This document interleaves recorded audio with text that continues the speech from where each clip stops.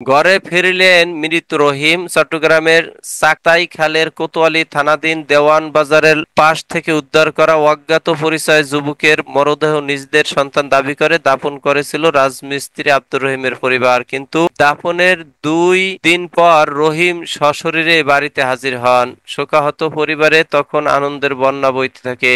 বিধবা স্ত্রী ত্যাগ করলেন সাদা শাড়ি, 13 মাসের কন্যা পেল পিতার আদর। ভোলার লালমোহন উপজেলায় বাড়ি রহিমের। তার বাবা ওবায়দুল্লাহ ও মা শাহিনুর আক্তার সন্তান ফিরে আসায় আনন্দে ভাসতে থাকেন। কিন্তু যে যুবকের মরদেহ রহিমের পরিবার দাফন করেছিল তার পরিচয় এখনো শনাক্ত করতে পারেনি পুলিশ। সিএমপির কোতোয়ালি থানা সূত্রে তথ্য জানা গেছে, গত বৃহস্পতিবার রাত 12টায় সিএমপির কোতোয়ালি থানায় কালের কণ্ঠের সঙ্গে কথা হয় রহিমের। রহিম তখন জানান, ব্যক্তিগত কারণে পরিবার পরিজন থেকে দূরে সরে থাকতে চেয়েছিলাম, এর মধ্যেই এ ঘটনাটি ঘটেছে।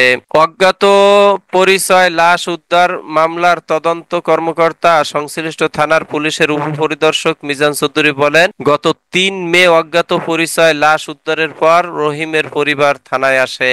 তখন আমরা রহিমের ফেসবুক খোলা পেয়েছি। আমি নিজে তাকে মেসেঞ্জারে ফোন করেছি, মেসেজ দিয়েছি, তার ফোনেও কল করেছিলাম, কিন্তু কোনো জবাব পাইনি। তার পরিবারের দাবির মুখে সেদিন আমরা মরদেহ আইনি প্রক্রিয়া শেষে হস্তান্তর করেছিলাম। এখন নতুন ভাবে আবার কাজ করতে হবে।